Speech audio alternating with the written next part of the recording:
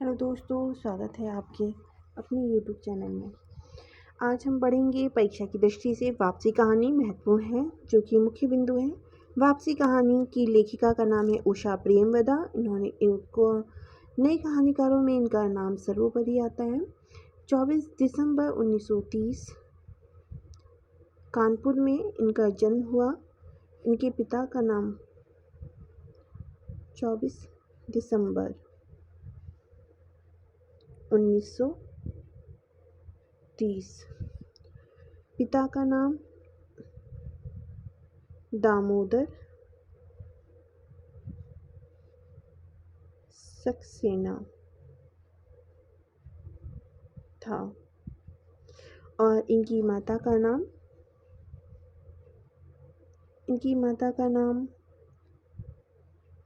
प्रेमवदा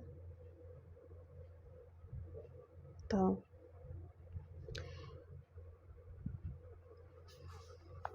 और इनकी शिक्षा इलाहाबाद विश्वविद्यालय से हुई। ये वैसे कानपुर की रहने वाली थी। इनकी कहानी में पाश्चात्य संस्कृति ज़्यादा देखने को मिलती है और भारतीय संस्कृति और पाश्चात्य संस्कृति का बोध इनमें इनकी रचनाओं में देखने को मिलता है। वापसी कहानी मानवीय संवेदना मूल्यहीनता को दर्शाती एक ऐसी मध्य वर्गीय की कहानी है जिसमें कि परिवार के सभी सदस्य अपनी स्वार्थपरता और अपने रिश्तों की संवेदना के आधार पर नहीं, उपयोगिता के आधार पर तय करते हैं। सबसे बड़ी बात है कि वापसी कहानी कम आय परिवार से संबंध रखता है, जिसमें कि पुरानी और नई पीढ़ी का सामंजस्य का अभाव है। इस कहानी में हम देखते हैं कि यह कहानी नए युग से संबंध रखती है। इसमें युवा पीढ़ी अपने माता पिता की रोक टोक को पसंद नहीं करते हैं। इस कहानी में सभी पात्र एक ही परिवार के हैं, जैसे कि गजाधर बाबू मुख्य है, गृह स्वामी है। अमर गजाधर का बड़ा बेटा है। नरेंद्र छोटा बेटा है और बसंती छोटी पुत्री है। गजाधर की एक बहू है जो बड़े बेटे की पत्नी है।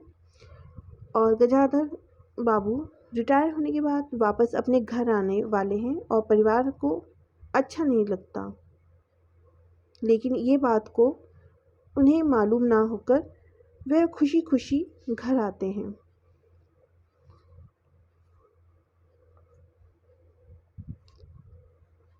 आगे इनके बारे में जानेंगे कि परिवार का मुखिया यानी गजाधर बाबू के बारे में, कि गजाधर बाबू 35 वर्ष के स्टेशन मास्टर की नौकरी करते हुए अपने परिवार के प्रति अपने दायित्वों का पूरा निर्वाह किया, लेकिन नौकरी के से अवकाश पाकर इस आशा के साथ वे अपने परिवार के बीच लौटते हैं कि उन्हें इतने वर्षों तक अकेले रहकर जो समय काटा है,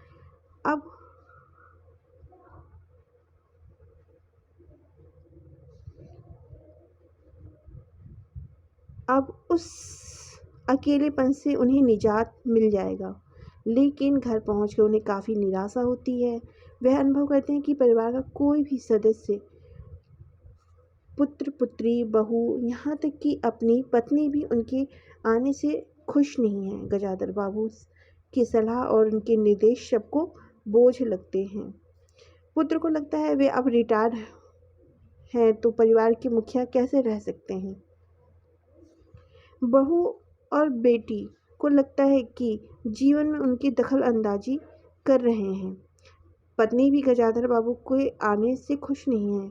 गजाधर बाबू अनुभव करते हैं कि वे एक अजनबी की तरह ही अपने घर परिवार में रह रहे हैं। परिवार वालों के लिए धन उपार्जन के साधन हैं।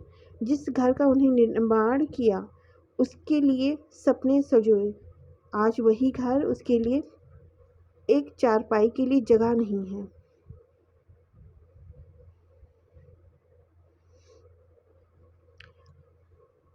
वापसी कहानी में निम्न मध्यम वर्गीय शहरी परिवार के सेवानिवृत्त बूढ़े के चरित्र का मार्मिकता से नजर आती है। गजाधर बाबू के चरित्र द्वारा उषा प्रेमवदा ने मानवीय विवशता का करुण चित्रण किया है। वापसी कहानी गहन संवेदनाओं से परिपूर्ण कहानी है। इस कहानी को पढ़कर मन आज के सामाजिक परिदृश्य के संदर्भ में सोचने पर विवश कर जाता है कि माता पिता बुजुर्गों के प्रति नई पीढ़ी के बदलते हुए स्वर को उषा जी ने अपनी वापसी नामक कहानी में लिखा है। वापसी कहानी की सहज भाषा, सरल और चित्रात्मकता के साथ सांकेतिकता कहानी के कथ्य को सशक्त रूप से अभिव्यक्त करने में समर्थ है। निष्कर्षतः ये कहानी नई कहानी के दौर की महत्वपूर्ण कहानियों में अपना महत्वपूर्ण स्थान रखती है। इनकी रचनाओं में जिंदगी और गुलाब के फूल को एक कोई दूसरा और पहली कहानी है लाल चुनर, जो कि सरिता पत्रिका में प्रकाशित हुई है। प्रवासी साहित्य के नाम से इन्हें भी जाना जाता है।